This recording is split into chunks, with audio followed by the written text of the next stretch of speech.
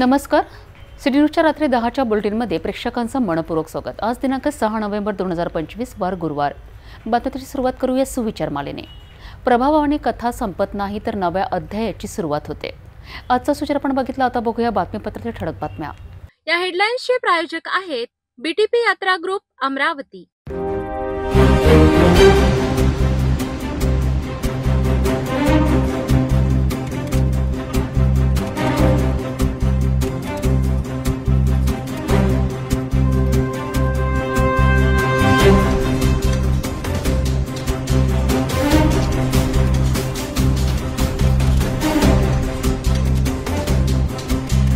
आपण ठळक बातम्या बघितल्या. आता घेऊया छोटासा ब्रेक. शादी और ब्याह की शुरुआत आराधना साड़ी के साथ. Aradhana wholesale shopping mall L2 बीजलैंड कॉम्प्लेक्स नांदगाव पेठ अमरावती जवाहर रोड अमरावती. ब्रेकनंतर बघूया सविस्तर बातम्या.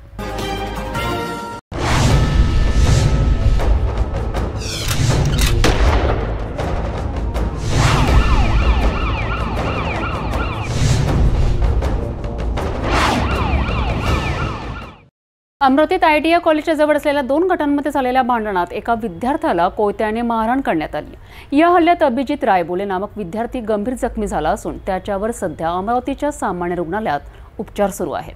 अमरावती शहरातील ITI कॉलेज जवळ गुरुवारच्या दुपारच्या सुमारास 2 विद्यार्थ्यांच्या गटांमध्ये किरकोळ कारणावरून वाद झाला. हा वाद इतका चिघळला की त्यात कोयत्यासारख्या धारदार शस्त्राचा वापर करण्यात आला. हल्ल्यात अभिजित तुकाराम रायबोले वय वर्ष 20 राहणार परतवाडा हा विद्यार्थी गंभीर जखमी झाला असून त्याच्या मानेवर कोयत्याने वार करण्याचा प्रयत्न झाला, परंतु तो थोडक्यात चुकला असे प्राथमिक माहितीतून समजते. जखमी विद्यार्थ्याला तात्काळ अमरावतीच्या जिल्हा सामान्य रुग्णालयात दाखल करण्यात आले असून सध्या त्याच्यावर उपचार सुरू आहेत. घटनेची माहिती मिळताच गाडगेनगर पोलिसांनी घटनास्थळी धाव घेतली आणि या राड्याची चौकशी सुरू केली. दरम्यान प्रसारमाध्यमांनी जखमी विद्यार्थ्याशी संवाद साधण्याचा प्रयत्न केला असता त्याने काहीही बोलण्यास नकार दिला. या घटनेमुळे ITI परिसरात तणावाचे वातावरण निर्माण झाले असून पोलिसांनी परिस्थितीवर नियंत्रण मिळविले आहे.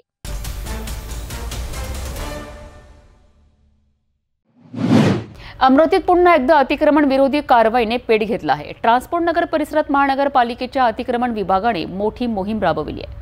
अवैध बांधकामांवर JCB चालवण्यात आलाय. मात्र या कारवाई दरम्यान स्थानिक नागरिक आणि दुकानदारांनी तीव्र विरोध केला आहे. आम्ही टॅक्स भरतो, मग आमच्यावर कारवाई का, असा सवाल त्यांनी केलाय. काहींनी थेट JCB समोर बसून ठिय्या देत आपला संताप व्यक्त केलाय.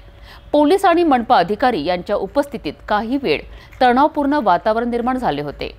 शेवटी पोलिसांनी परिस्थिती नियंत्रणात आणली आणि कारवाई सुरू ठेवण्यात आली आहे. अमरावती महानगरपालिकेच्या अतिक्रमण विभागाच्या वतीने पश्चिम बहुल भागातील ट्रान्सपोर्ट नगर परिसरात अतिक्रमण विरोधी मोहीम राबविण्यात आली. या कार्यवाही दरम्यान परिसरातील अवैध बांधकामावर JCB फिरविण्यात आला. मनपाच्या पथकाने सकाळपासूनच मोहीम सुरू केली आणि अनधिकृत शेड, टीन शेड व संरचना हटविण्यात आल्या. मात्र कारवाई दरम्यान स्थानिक व्यापाऱ्यांनी तीव्र विरोध केला. आम्ही नियमित टॅक्स भरतो तरी आमच्या दुकानांवर कारवाई का, असा प्रश्न व्यापाऱ्यांनी उपस्थित केला. काहींनी थेट JCB समोर बसून ठिय्या दिला तर काहींनी प्रशासनाविरोधात घोषणा दिल्या. एका स्थानिक नागरिकाने मनपावर आरोप केला की स्वच्छतेकडे लक्ष देत नाहीत पण अतिक्रमण हटवायला मात्र येतात. या कारवाईचे नेतृत्व अतिक्रमण विभाग प्रमुख कोल्हे यांनी केलं. त्याचसोबत नागपुरी गेट पोलीस निरीक्षक हनुमंत उर्ला डोंगावर आणि QRT पोलीस पथक उपस्थित होते. तणावपूर्ण वातावरण निर्माण झालं असलं तरी पोलिसांनी दक्षता घेत परिस्थिती नियंत्रणात ठेवली. मनपाने पुढील दिवसात अशा आणखी कारवाया करण्याचे संकेत दिले आहेत.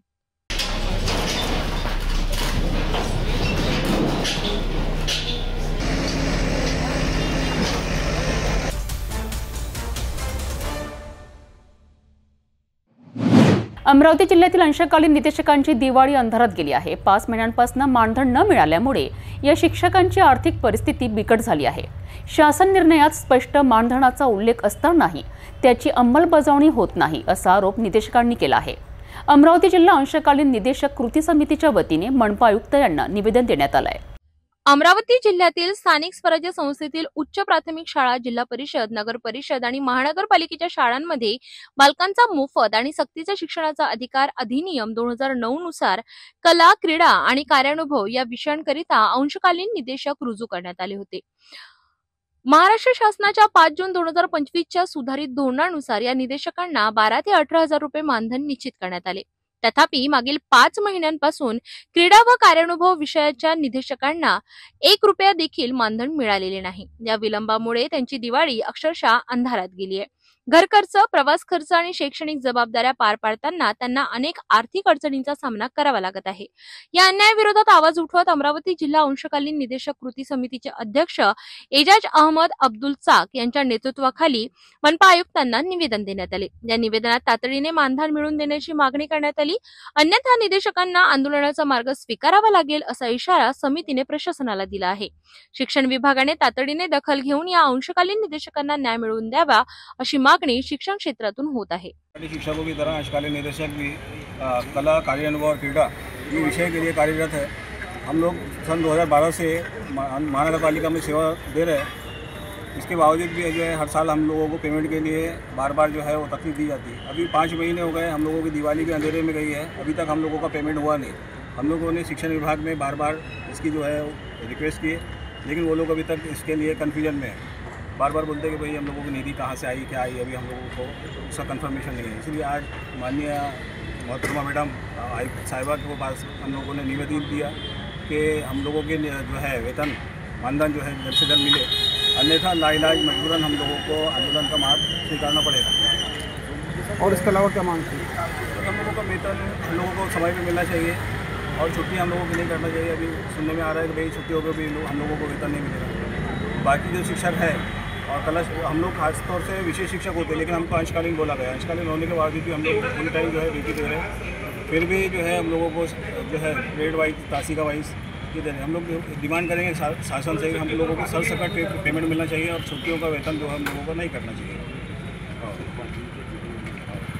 वैसे बिहार वगैरह सब आ चुके हैं, 5 दिन वगैरह के, लेकिन फिर भी हम लोगों को जो है पेमेंट बार बार रोका जा रहा है। 5 महीने से जो है काम पेमेंट नहीं होने के कारण सबके सब जो है हम लोगों की आर्थिक परिस्थिति बहुत गंदा गई है। और कोई बोलेगा?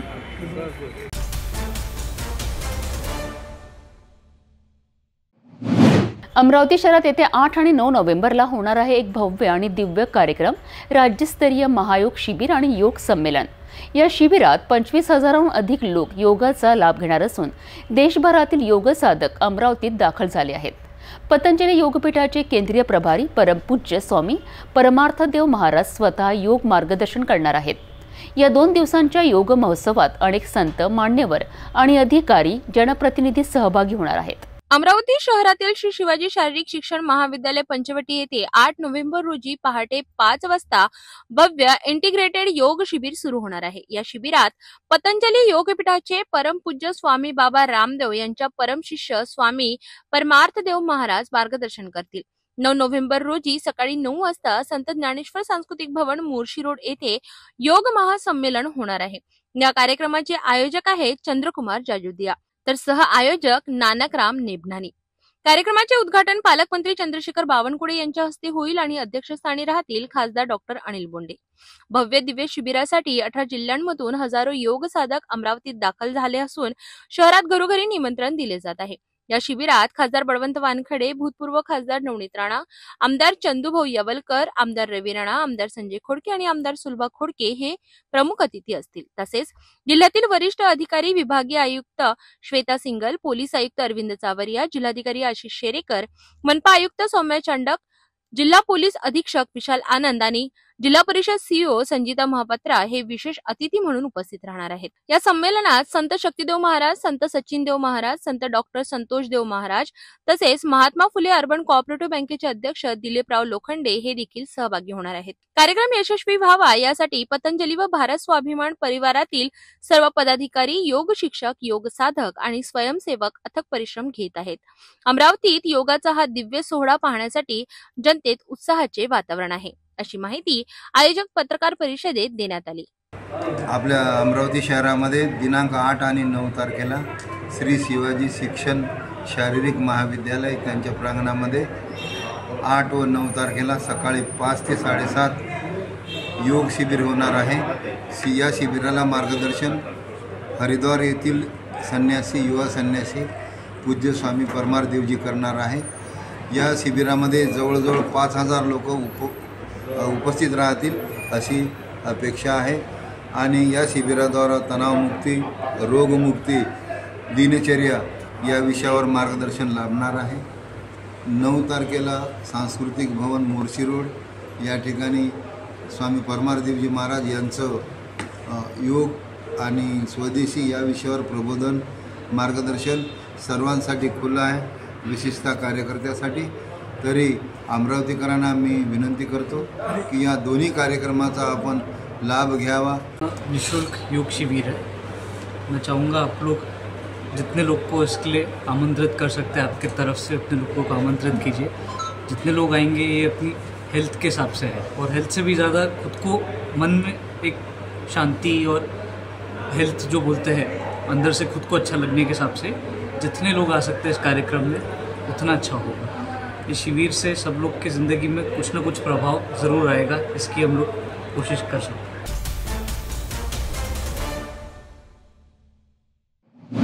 महाराष्ट्र राज्याच्या निवडणूक आयोगाने नुकत्याच नगर परिषद आणि नगरपंचायत निवडणुकांची घोषणा केली आहे। याच पार्श्वभूमीवर सर्वच राजकीय पक्षांनी आपापल्या तयारीला वेग दिला आहे। अमरावती शिवसेना उभाटा गट महानगर प्रमुख प्रवीण हरमकर यांनी आपल्या पक्षाची भूमिका स्पष्ट केली आहे। आगामी निवडणुकीत पक्ष जनतेच्या प्रश्नांवर आणि विकासाच्या मुद्द्यांवर लढणार असल्याचे त्यांनी स्पष्ट केले। पक्षाची भूमिका अशी आहे, आमचे 3 जिल्हा प्रमुख आहेत, नरेंद्र पडोळे, मनोज कळू आणि पराग गोडदे। 3 जिल्हा प्रमुख वेगळ्या जिल्ह्यामध्ये वेगळे त्यांच्याकडे विधानसभा आहे। त्या विधानसभेवाईज त्यांच्याकडे जे विधानसभा येतात त्या विधानसभेमध्ये सगळ्यांच्या मिटिंगा त्याप्रमाणे त्यांची आवेदनं ज्या लोकांना उभं राहायचं त्यांचे आवेदनं त्यांच्याशी सगळं चर्चा करणं अशा पद्धतीची भूमिका सुरू आहे। कारण की ग्रामीणमध्ये अनेक प्रश्न आहेत, प्रश्नाची झोड लागलेली आहे। ग्रामीणच्या जसे एखादं गाव असतं त्या गावातल्या अनेक समस्या आहेत। त्या गावातल्या सांडपाणी असो, बांधण रस्ते असतात, त्यानंतर त्या गावातल्या लाईटिंग असतात, म्हणजे नगरपालिका क्षेत्रातल्या येणाऱ्या त्या गावातल्या अनेक विषय असतात। तर त्या संबंधित आमचे नेहमी कार्यकर्ता तिथे अग्रेसर असतात। त्या विषयाला घेऊन नेहमी वारंवार सरकारच्या सत्ताधारीच्या म्हणजे नेहमी त्यांच्याशी चर्चा करणे, त्या समस्याला वाचा फोडणे अशा आमच्या ह्या पक्षाच्या भूमिका असतात। आताची आमची भूमिका अशी आहे की सगळ्या जिल्ह्यामध्ये सीटा राहील चांगल्या पद्धतीनं आणि सगळे लोक मिळून सगळे जिल्हा प्रमुख, 3 जिल्हा प्रमुख नरेंद्र पडोळे असो, पराग गोडदे असो की मनोज कळू असो, ते 3 जिल्हा प्रमुख आणि आमचे आमदार दर्यापूर मतदारसंघातले हे सगळे मिळून सुधीर सूर्यवंशी हे सगळे लोक आम्ही सगळे लोक ही भूमिका घेऊन पुऱ्या जिल्ह्यामध्ये सगळ्यांशी संपर्क आणि त्या क्षेत्रातलं त्या ग्रामीणमधलं त्या गावातलं आमचं त्याच्यावर काम सुरू आहे। सध्या आम्हाला अजून कोणते इंट्रॅक्शन वरून आले नाही। इंट्रॅक्शन अशा होते का अजून सध्या आमचे जे संपर्क प्रमुख आहे त्यांनी आमची सध्याची वैयक्तिक तयाऱ्या सगळ्यांच्या सुरू आहे। सगळं पक्ष आपापल्या वैयक्तिक तयाऱ्या सुरू आहे। पक्ष जसे आदेश देशील आणि इथले जर स्थानीय जुळवाजुळवी जे होईल त्या पद्धतीनं काम आहे। भविष्यात महानगरपालिका, पंचायत समिती आणि जिल्हा परिषद निवडणुका आहेत, आपली काय भूमिका राहील त्यामध्ये? सध्या महानगरपालिका इलेक्शन सध्या नाही आहे, सध्या जिल्हा परिषद नाही आहे, सध्या नगरपालिका पंचायत समिती अशा ह्या निवडणुका आहे। महानगरपालिकेच्या निवडणुका ह्या आमच्या क्षेत्रात अमरावती जिल्ह्यामध्ये अमरावती शहरात भंडारा महानगरपालिका अमरावती महानगरपालिकामध्ये येते, ज्यामध्ये विधानसभा अमरावती आणि भंडारा ह्या 2 विधानसभा येतात। त्याची जबाबदारी माझ्याकडे राहील। त्यावेळेस जे चित्र होईल त्यावेळेस त्या पद्धतीने आम्ही काम करू। अजूनही आमची जुळवाजुळ हे वगैरे सुरू आहे। सगळे कार्यकर्ते एखादा मेळावा ज्या ठिकाणी उमेदवार आहे, ज्या ठिकाणी उमेदवार स्वतःहून येत आहे अशा ठिकाणी आमची मिटिंगा वगैरे सुरू आहे। येत्या महानगरपालिकामध्ये अनेक विषय आहे महानगरपालिकेचे, त्या विषयावर आमची चर्चा, त्या प्रभागातल्या समस्या, असे आमचे जे कार्यकर्ते आहेत, शाखा प्रमुख म्हणा, विभाग प्रमुख म्हणा, प्रभाग प्रमुख म्हणा, उपशहर प्रमुख म्हणा, ह्या सगळ्या आमची एक लिंक असते. त्या पद्धतीनं आमचं काम असते सुरू. आणि राहिला विषय युतीचा विषय हा पक्ष जो आमच्या पक्षाचा जो आदेश असते त्या आदेशावर आम्ही काम करतो. अगर पक्षाने आम्हाला सांगितलं तुमच्या स्थानिक लेवलवर तुम्ही काही करा, तर मग आम्ही इथल्या स्थानिक नेते, जसा काँग्रेस असो, जशी आमची युती आहे सध्या, काँग्रेस असो, राष्ट्रवादी असो आणि शिवसेना असो, ह्या तिन्ही पक्षाची काय युती होते, कशी युती होते, त्या स्थानिकमध्ये वाटाघाटी असतात, ह्या सगळ्या ह्या वेळेवरचा विषय असतो. येत्या 10 तारखेला नगरपंचायतसाठी अर्ज भरणार आहे. आपल्याकडून पक्षाकडून किती उमेदवार अर्ज भरतील? सगळे उमेदवार जिथे इलेक्शन असतात तिथले सर्व लोक आमची इलेक्शन म्हणजे फॉर्म भरतात. आपण जनतेत कोणते मुद्दे घेऊन यावेळेस निवडणुकीसाठी समोर जावा? निवडणुकीमध्ये सगळ्यात जास्त निवडणूक जसं नगरपालिका, नगरपंचायतमध्ये जे तिथले स्थानिक मुद्दे असतात त्याच्यावर इलेक्शन होते. आणि तिथलेच मुद्दे जे असतात त्या स्थानिक लोकांचे मुद्दे घेऊनच आम्ही नगरपंचायतमध्ये समोर जाईल.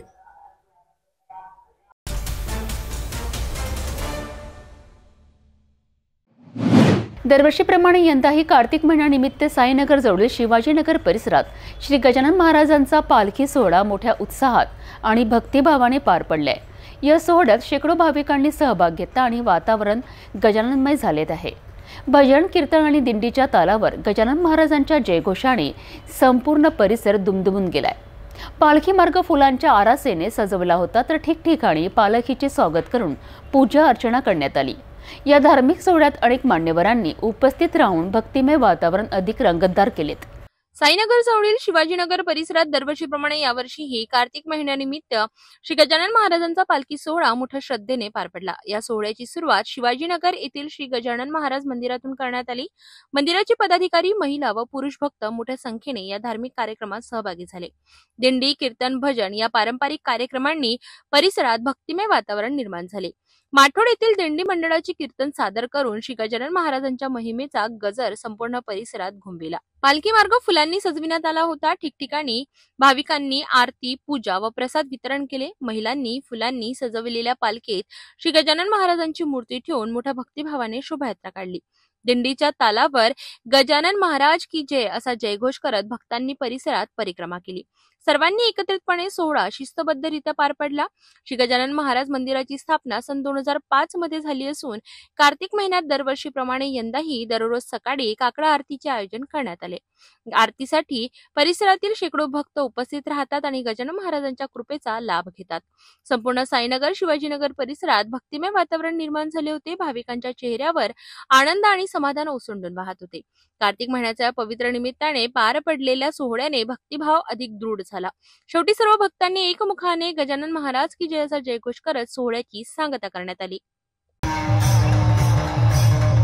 आमच्या शिवाजीनगर परिसरामध्ये 2005 साली गजानन महाराज देवस्थानची स्थापना झाली.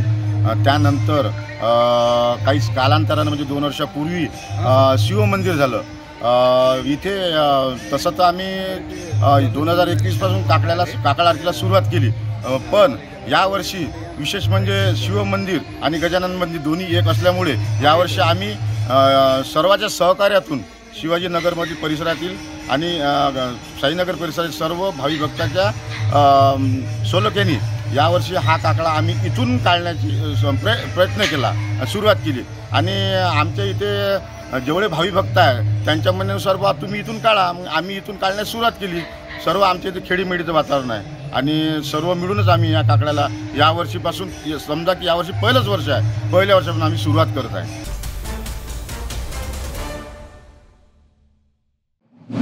धारणी तालुक्यात जिल्हा परिषद शाळांमध्ये सुट्टीनंतरचा पहिलाच दिवस होता. विद्यार्थी उत्साहाने शाळेत आले, परंतु काही शाळांमध्ये शिक्षक आणि मुख्याध्यापक मात्र बेपत्ता राहिलेत. मेळघाट सारख्या दुर्गम भागात जिथे शिक्षण हीच एक मोठी लढाई आहे, तिथेच काही शिक्षकांनी सरकारी नियमांचा सर्रास भंग केला आहे. काही शाळा उघडल्याचं नाहीत, काही ठिकाणी शिक्षक दुपारनंतर पोहोचलेत, तर काही प्रभारी केंद्रप्रमुखांनी तर मनमानीचेच साम्राज्य उभारले आहे.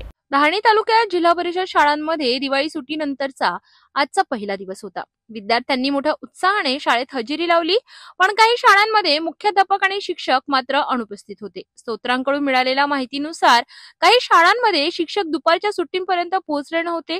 धारणी तालुक्यातील कंत्राटी शिक्षकांनी जर वेळेवर शाळा उघडल्या नसत्या तर काही शाळांचे कुलूप आजही बंद राहिले असते. काही गावांमध्ये मुख्याध्यापक बदली झाल्यानंतरही त्यांनी नवीन ठिकाणी रुजू होण्यास नकार दिला आहे, तर काही शिक्षक अशा शाळांमध्ये काम करत आहेत जिथे विद्यार्थ्यांना नीट शिकवण्याची जबाबदारीही ते पार पाडत नाहीत. हे सर्व प्रकार शिक्षण व्यवस्थेच्या मूलभूत तत्वांना धक्का देणारे आहेत. मेळघाट सारख्या संवेदनशील भागात अशा प्रकारची शिक्षणातील बेफिक्री गंभीर आहे. हे प्रकरण शिक्षण खात्याच्या वरिष्ठ अधिकाऱ्यांनी गांभीर्याने घेणे अत्यावश्यक आहे.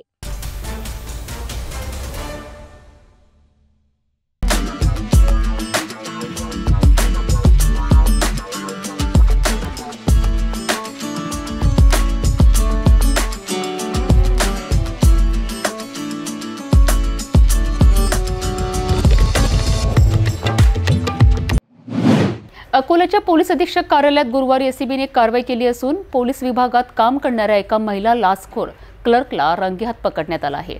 ही कारवाई पोलीस अधीक्षक कार्यालयात झाली असल्याने या ठिकाणी काही काळ मोठा गोंधळ माजला होता. मिळालेल्या माहितीनुसार संबंधित महिला क्लर्कचं काम करीत होती.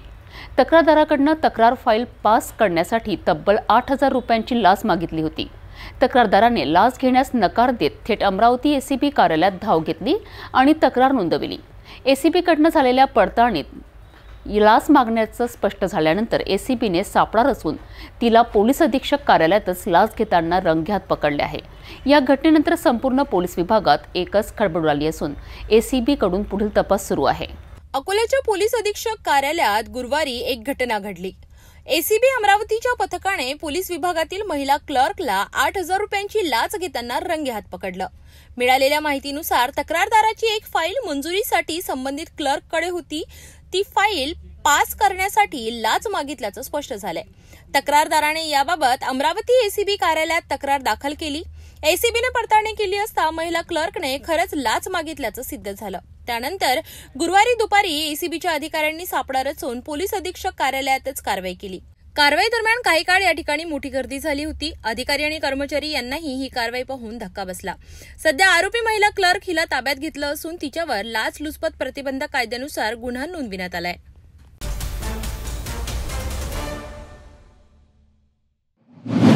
अकोल्यात पहाटेच्या सुमारास लागलेल्या आगीने एकच खळबळ उडवली आहे. शहरातील प्रसिद्ध जे मॉल आगीत जळून खाक झाला आहे. आगीचं रुद्ररूप पाहून परिसरातील नागरिक भयभीत झाले होते. सुदैवाने कोणतीही जीवितहानी झाली नाही, मात्र लाखो रुपयांचं नुकसान झाल्याचं प्राथमिक अंदाज वर्तविण्यात आला आहे. अकोला शहरातील कपडा बाजार परिसरात असलेल्या जे मॉलला गुरुवारी पहाटेच्या सुमारास भीषण आग लागली. सुरुवातीला मॉलमधून धुराचे लोड बाहेर येताना दिसले आणि काही क्षणातच आगीने रौद्ररूप धारण केले. ही आग एवढी प्रचंड होती की काही वेळातच संपूर्ण परिसर धुराने भरून गेला. घटनेची माहिती मिळताच अकोला अग्निशमन दलाच्या गाड्या घटनास्थळी दाखल झाल्या. अग्निशमन दलाच्या जवानांनी तब्बल 2 ते 2.5 तासांच्या प्रयत्नानंतर आगीवर नियंत्रण मिळविलं. सुदैवाने या घटनेत कोणतीही जीवितहानी झाली नाही, मात्र 50 ते 60 लाख रुपयांचं नुकसान झाल्याचा अंदाज वर्तविला जात आहे. आगीचं नेमकं कारण अद्याप स्पष्ट झालेलं नाही, पण शॉर्ट सर्किटमुळे ही आग लागली असावी असा प्राथमिक अंदाज व्यक्त केला जातोय. घटनेनंतर परिसरात मोठी गर्दी जमली होती आणि नागरिकांमध्ये भीतीचं वातावरण पसरलं होतं. सध्या पोलीस आणि अग्निशमन दलाकडून तपास सुरू आहे.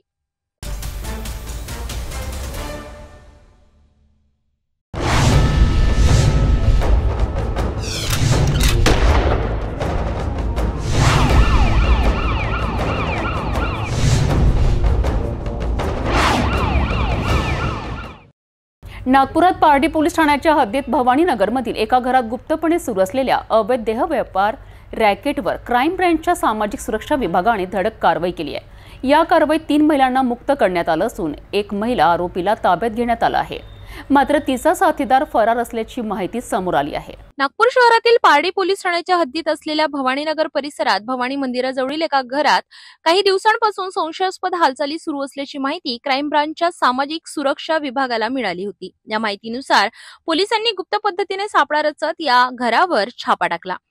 तपासादरम्यान पोलिसांना अवैध देह व्यापार चालविण्याचा पुरावा मिळाला. या कार्यवाहीत 3 महिलांना मुक्त करण्यात आलं असून देह व्यापार चालविणाऱ्या एका महिलेला ताब्यात घेण्यात आला आहे. तिचा एक साथीदार मात्र पोलीस येण्यापूर्वीच पसार झाला असल्याचे सांगण्यात येत आहे. मुक्त केलेल्या महिलांना पुनर्वसन केंद्रात पाठविण्यात आलं आहे, तर आरोपी महिला व फरार साथीदारांविरुद्ध पारडी पोलीस ठाण्यात गुन्हा दाखल करण्यात आलाय. या संपूर्ण कारवाईने परिसरात एकच खळबळ उडाली असून पोलिसांनी अशा प्रकारच्या अवैध धंद्यांवर लक्ष ठेवण्याचे आदेश वरिष्ठांनी दिले आहेत. नागपूर जिल्ह्यातील पारशिवनी तालुक्यात एक हृदयद्रावक घटना घडली आहे. बेकायदेशीर वाळू आणि मुरुम उत्खननामुळे तयार झालेल्या कृत्रिम तलावाने 2 तरुणांचे आयुष्य गेले आहेत. सेल्फी घेण्याच्या या क्षणिक मोहामुळे 2 कुटुंबांवर दुःखाचा डोंगर कोसळलाय आणि स्थानिक प्रशासनाच्या निष्क्रियतेवर पुन्हा प्रश्नचिन्ह उभं राहिले आहे. बुधवारी दुपारच्या सुमारास नागपूर शहरातील सुमारे 10 तरुणांचा गट भागी माहेरी परिसरात पिकनिकसाठी आला होता. या परिसरात मुरुम आणि वाळूच्या बेकायदेशीर उत्खननामुळे खोल खड्डे तयार झाले असून पावसाच्या पाण्याने ते तलावासारखे दिसतात. दरम्यान सेल्फी घेण्याच्या उद्देशाने अविनाश आनंद हा बिहारचा रहिवासी आणि संकल्प मालवे हा चंद्रपूरचा रहिवासी तलावाच्या खोल भागात उतरले. मात्र काही क्षणातच दोघेही पाण्याच्या खोल गर्तेत बुडाले. त्यांच्या मित्रांनी आरडाओरडा करून मदत मागितली, पण तेव्हा उशीर झाला होता. घटनेची माहिती मिळताच पारशिवनी पोलीस ठाण्याचे ठाणेदार राजेश कुमार थोरात यांनी तात्काळ घटनास्थळी धाव घेतली आणि गोताखोरांच्या मदतीने शोध मोहीम सुरू केली. भागी माहेरी ग्रामपंचायत हद्दीत बेकायदेशीर उत्खननामुळे खोल खड्डे तयार झाले होते. पावसाच्या पाण्याने हे खड्डे तलावाच्या रूपात बदलले आणि या तलावात अविनाश आनंद आणि संकल्प मालवे या 2 तरुणांचा दुर्दैवी मृत्यू झाला आहे. एकीकडे स्थानिक नागरिक प्रशासनाच्या निष्क्रियतेवर नाराजी व्यक्त करीत आहेत, तर दुसरीकडे या घटनेने संपूर्ण परिसरात हळहळ व्यक्त केली जात आहे. बेकायदेशीर उत्खननांवर कारवाई न केल्यास असे प्रकार पुन्हा घडण्याची भीती ग्रामस्थांनी व्यक्त केली आहे.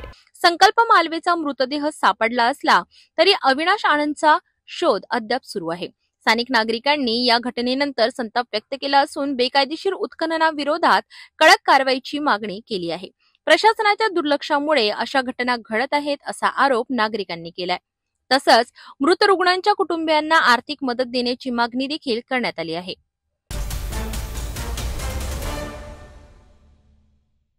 नागपूर गुन्हे शाखेच्या युनिट क्रमांक 1 ने घरफोडी करणाऱ्या 2 आरोपींना ताब्यात घेत मोठी कामगिरी बजावली आहे. अजनी पोलीस ठाणे हद्दीतील एका गुन्ह्याने काही दिवसांपासून परिसरात खळबळ उडवली होती.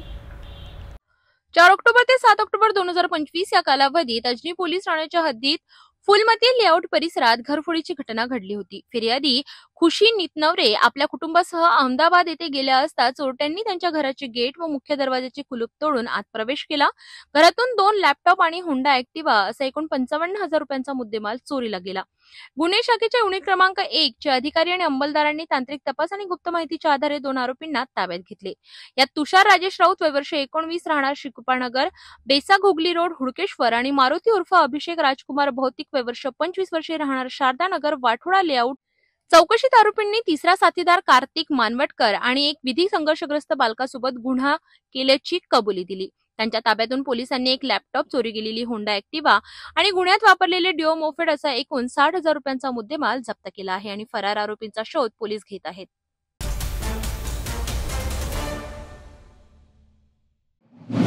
बुलढाणा जिल्ह्यातील मेहकर तालुक्यातील खंडाळा गावात जय जगदंबा मातेची एकदिवसीय यात्रा अतिशय भक्तिभावाने आणि उत्साहात पार पडली आहे. दरवर्षीप्रमाणे यंदाही या यात्रेला हजारो भाविकांचा उत्स्फूर्त प्रतिसाद लाभला आहे. पहाटेपासूनच खंडाळा गावात भक्तिमय वातावरण निर्माण झाले होते. जय जगदंबा मातेच्या दर्शनासाठी आसपासच्या गावांमधनं तसेच लांबवरच्या भागातून भाविकांनी मोठ्या संख्येने हजेरी लावली. बुलढाणा जिल्ह्यातील मेहकर तालुक्यातील खंडाळा येथे दरवर्षीप्रमाणे यंदाही जय जगदंबा मातेची एकदिवसीय यात्रा संपन्न झाली. पहाटेपासूनच गावात धार्मिक आणि उत्सवी वातावरण निर्माण झाले होते. नवसाला पावणाऱ्या जय जगदंबा मातेच्या दर्शनासाठी परिसरातील आणि दूरवरच्या गावांमधून हजारो भाविकांनी मोठ्या श्रद्धेने हजेरी लावली. भक्तांसाठी पिण्याचे पाणी, बसण्याची व्यवस्था तसेच सुरक्षेची काटेकोर तयारी करण्यात आली होती. जय जगदंबा माता ही नवसाला पावणारी देवी म्हणून ओळखली जाते आणि तिच्या दर्शनाने भाविकांचे मनोबल वाढते अशी श्रद्धा आहे. यात्रेच्या पार्श्वभूमीवर सकाळ ते सायंकाळपर्यंत जगदंबा माता संस्थान येथे मोफत आरोग्य शिबिर आणि रोग निदान शिबिर आयोजित करण्यात आले होते. यात्रेच्या निमित्ताने मोफत आरोग्य तपासणी शिबिर, पिण्याच्या पाण्याची व्यवस्था आणि विविध सोयी उपलब्ध करून देण्यात आल्या. ग्रामस्थ आणि युवक मंडळाच्या अथक परिश्रमामुळे संपूर्ण कार्यक्रम अत्यंत यशस्वीरित्या पार पडलाय। जय जय जगदंबा या जयघोषाने संपूर्ण खंडाळा गाव भक्तीच्या रंगात रंगून गेले होते। या शिबिराचे आयोजन आरोग्य कुटुंब कल्याण राज्यमंत्री प्रतापराव जाधव यांच्या संयुक्त विद्यमाने आणि SBI फाउंडेशनच्या सहकार्याने करण्यात आले। शिबिरात BP, शुगर, रक्त तपासणी आदी सेवा मोफत देण्यात आल्या। याशिवाय संतोष अंभोरे मित्रमंडळ यांच्या पुढाकाराने छबिले हॉस्पिटल, प्रसूतीगृह आणि बाल रुग्णालयाच्या संयुक्त विद्यमाने आणखी एक आरोग्य शिबिर घेण्यात आले। दोन्ही शिबिरांना नागरिकांनी उत्स्फूर्त प्रतिसाद दिला। यात्रेच्या दिवशी खंडाळा गाव जयघोषाने दुमदुमले होते। जय जय जगदंबा, जय जय जगदंबा या जयघोषाने संपूर्ण परिसर भक्तिमय झाला। ग्रामस्थ आणि युवक मंडळाच्या प्रयत्नांमुळे संपूर्ण कार्यक्रम शिस्तबद्ध, सुंदर आणि भक्तिपूर्ण वातावरण पार पडला।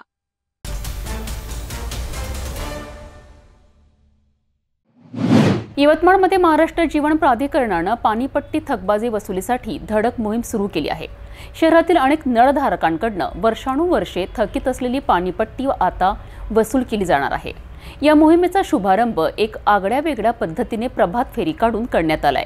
कार्यकारी अभियंता प्रफुल्ल व्यवहारे यांच्या मार्गदर्शनाखाली वसुली पथक तयार करण्यात आली असून थकीत पाणीपट्टी वसूल न करणाऱ्यांवर कठोर कारवाई होणार असल्याचं संकेत देण्यात आला आहे।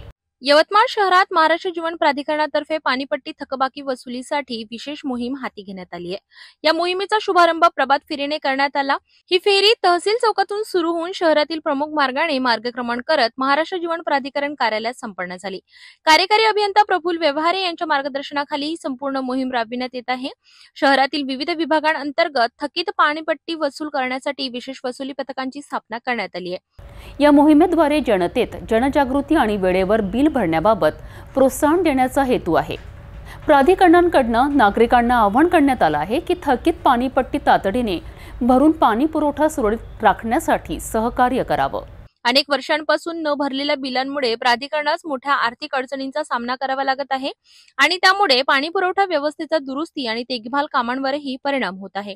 म्हणून नागरिकांनी आपल्या थकीत पाणीपट्टीची रक्कम तातडीने भरावी असं आवाहन प्राधिकरणाने केलं आहे। कार्यकारी अभियंता प्रफुल्ल व्यवहारे यांनी स्पष्ट केलं की पाणी पुरवठा सुरळीत राहण्यासाठी प्राधिकरणाला आर्थिक स्थैर्य आवश्यक आहे। म्हणून नागरिकांनी आपल्या जबाबदाऱ्या पार पाडून सहकार्य करावं। या मोहिमेमुळे शहरातील पाणी पुरवठा सुधारण्यास मदत होईल आणि थकीत रकमेची वसुलीही वेगाने होईल अशी अपेक्षा व्यक्त केली जात आहे। तपोवनपासून फक्त 1.5 किलोमीटर अंतरावर राधानगरी लेआउट लेक व्ह्यू प्लॉटसह मोजकेच प्लॉट शिल्लक। त्वरित संपर्क करा 9930706667 किंवा 7620433325 या क्रमांकावर। लातूर जिल्ह्यातील औसा नगर परिषदेच्या सार्वत्रिक निवडणुकीच्या पार्श्वभूमीवर औसा तहसील कार्यालयात निवडणूक निर्णय अधिकारी यांच्या उपस्थितीत पत्रकार परिषद घेण्यात आली आहे। या पत्रकार परिषदेत निवडणुकी संदर्भातील विविध महत्त्वाच्या सूचना, प्रक्रिया आणि नियमांची सविस्तर माहिती देण्यात आली आहे। लातूर जिल्ह्यातील औसा नगर परिषद सार्वत्रिक निवडणूक 2025च्या पार्श्वभूमीवर औसा तहसील कार्यालयात निवडणूक निर्णय अधिकारी यांच्या अध्यक्षतेखाली पत्रकार परिषद घेण्यात आली। या परिषदेत निवडणुकीची अधिसूचना, नामनिर्देशन पत्र दाखल करण्याच्या तारखा, अर्ज मागे घेण्याची अंतिम तारीख आणि मतदान तसेच मतमोजणीच्या तारखा जाहीर करण्यात आल्या। निवडणूक निर्णय अधिकारी यांनी पत्रकारांशी संवाद साधताना सांगितले की निवडणुकीदरम्यान पारदर्शकता आणि निष्पक्षता राखण्यासाठी सर्व उपाययोजना करण्यात येणार आहेत। मॉडेल कोड ऑफ कंडक्ट म्हणजेच आचारसंहिता लागू करण्यात आली असून कोणत्याही प्रकारच्या गैरप्रचारावर किंवा पैशांच्या वापरावर कडक कारवाई केली जाईल। तसेच मतदारांनी आपला मतदानाचा हक्क प्रामाणिकपणे बजावावा आणि शांततेत निवडणूक पार पाडण्यासाठी प्रशासन आणि पोलीस विभाग सज्ज असल्याचेही त्यांनी सांगितले। सर्व मतदान केंद्रांवर CCTVद्वारे देखरेख ठेवली जाणार आहे।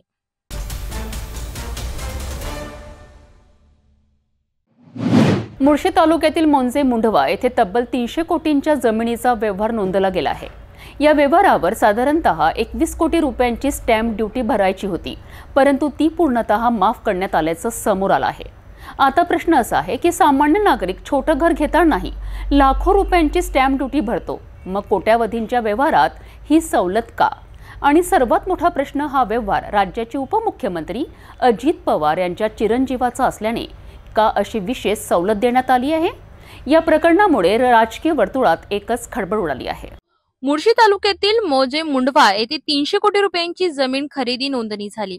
या व्यवहारावर साधारण 21 कोटी रुपयांची स्टॅम्प ड्युटी भरायची होती, पण ती केवळ 500 रुपयात पूर्ण करण्यात आली, असा गंभीर आरोप करण्यात आला आहे। शिवसेना ठाकरे गटाचे नेते अंबादास दानवे यांनी म्हटले की हा व्यवहार उपमुख्यमंत्री अजित पवारांचे पुत्र पार्थ पवार यांच्या कंपनीचा आहे। 1800 कोटींच्या किमतीची जमीन फक्त 300 कोटी रुपयात घेण्यात आली आणि या कंपनीचे भांडवल फक्त 1 लाख रुपये असूनही त्यांनी IT पार्क आणि डेटा सेंटर उभारण्याची योजना दाखवली। दानवे यांनी आणखी गंभीर आरोप केला आहे की उद्योग संचालनालयाने फक्त 48 तासात स्टॅम्प ड्युटी माफ केली आणि केवळ 27 दिवसात हा संपूर्ण व्यवहार पूर्ण झाला। या प्रकरणावरून विरोधकांनी अजित पवार आणि पार्थ पवार यांच्यावर तीव्र हल्लाबोल केला आहे। मुख्यमंत्री देवेंद्र फडणवीस यांनी मात्र या प्रकरणाची दखल घेतली असून ते म्हणाले आहेत की मी महसूल विभाग, IGR आणि लँड रेकॉर्ड कडून सर्व माहिती मागविली आहे, प्राथमिक चौकशीचे आदेश दिले आहेत। जर अनियमितता आढळली तर अतिशय कडक कारवाई होईल।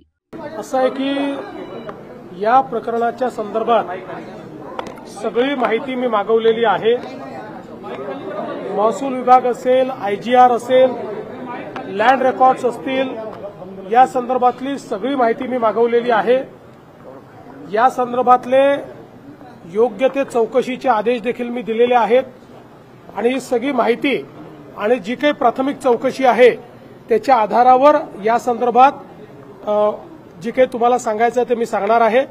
त्यामुळे अद्याप माझ्याकडे पूर्ण माहिती आलेली नाही। प्रायमा फेसी जे मुद्दे समोर येत आहेत ते मुद्दे गंभीर आहेत, त्याच्यामुळे त्याची योग्य प्रकारची माहिती घेऊनच बोललं पाहिजे। त्या दृष्टीनं मी ही माहिती आज सगळी माझ्याकडे येणार आहे। ती माहिती आल्यानंतर तुम्हाला या संदर्भात शासनाची पुढची दिशा काय, याच्यात कारवाई काय आहे, या सगळ्या गोष्टी सांगण्यात येतील। हायड्रोजन बॉम्ब संदर्भामध्ये असं आहे, पहिली गोष्ट अशी आहे की या संदर्भात उपमुख्यमंत्री ही अशा कुठल्या प्रकाराला पाठीशी घालतील असं माझं मत नाही, कारण या संदर्भात आमच्या सरकारचं एकमत आहे। कुठेही अनियमितता झाली असेल तर त्याच्यावर कारवाई झालीच पाहिजे या मताचे आम्ही आहोत। त्यामुळे निश्चितपणे अनियमितता आहे की नाही हे पडताळून पाहिलं जाईल। अनियमितता असेल तर त्याच्यावर अतिशय कडक कारवाई ही केलीच जाईल। दरम्यान पार्थ पवार यांनी फोनवरून प्रतिक्रिया देताना सांगितले की मी कोणताही गैरव्यवहार केलेला नाही, मात्र या प्रकरणाबाबत अधिक माहिती देण्यास त्यांनी नकार दिला। आता या संपूर्ण व्यवहारावरून राज्याच्या राजकारणात नवीन वादळ उठले आहे आणि लोकांमध्ये प्रश्न उपस्थित होतोय, सामान्य नागरिक लाखो रुपये भरतो पण नेत्यांच्या कंपन्यांना सवलत का?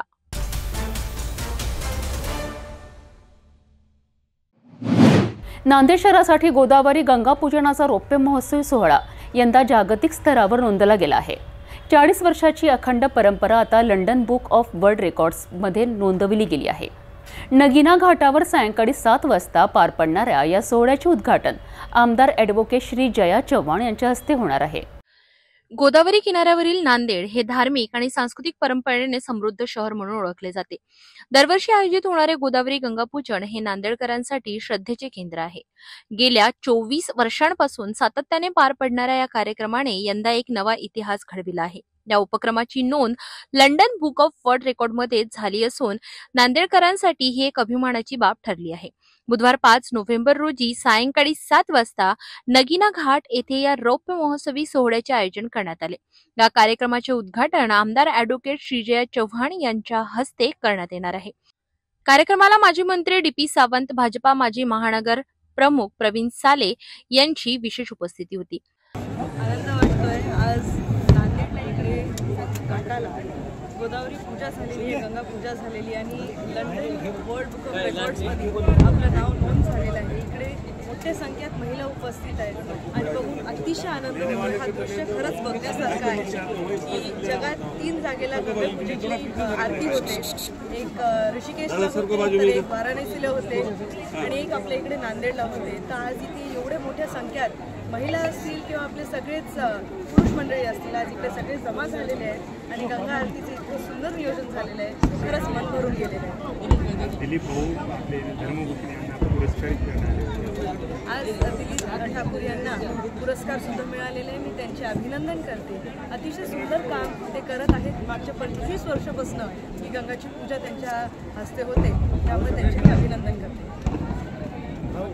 या विक्रमाबद्दल London book of world records संस्थेचे भारताचे चेअरमन डॉक्टर अविनाश सकुंडे आणि उपाध्यक्ष डॉक्टर उत्तम मांढरे यांनी नांदेडवासियांचा गौरव केला.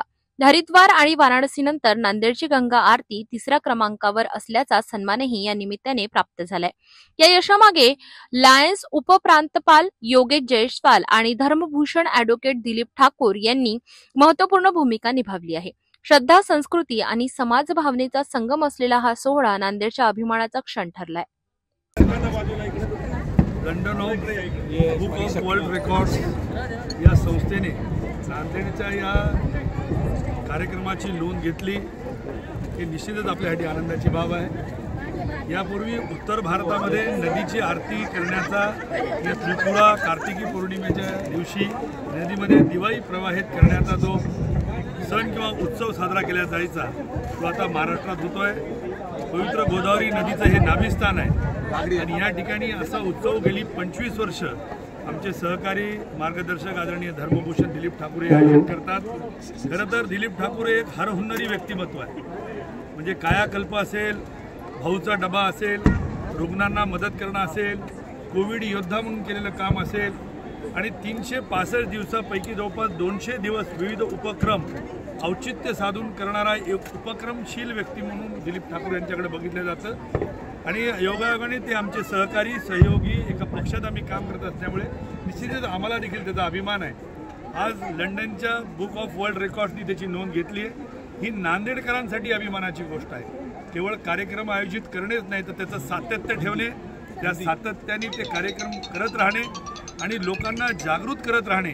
तुम्ही पाहिलं असेल की 25 वर्षापूर्वी 25 किंवा 50 संख्येने जमणाऱ्या महिला आज जर 5000 संख्येने इथे जमत असतील तर ते दिलीप भाऊच्या सातत्यामुळे झालेलं आहे. आणि अशा सातत्यामुळे असे उपक्रम चांगले आणि सुंदर होत आहेत. ते शहरासाठी निश्चितच अभिमानास्पद आहे. आपल्या माध्यमातून मी समस्त भाविक भक्त जे या ठिकाणी उपस्थित झाले त्यांचं अभिनंदन करतो, दिलीप भाऊंचं अभिनंदन करतो व आमचे मित्र योगेश जयस्वाल यांनी आज सहआयोजक म्हणून या कार्यक्रमात सहभाग घेतला ते जयस्वालजींचं पण अभिनंदन. जाता जाता पुन्हा एकदाच्या ठळक बातम्या. या हेडलाईन्सचे प्रायोजक आहेत बीटीपी यात्रा ग्रुप अमरावती.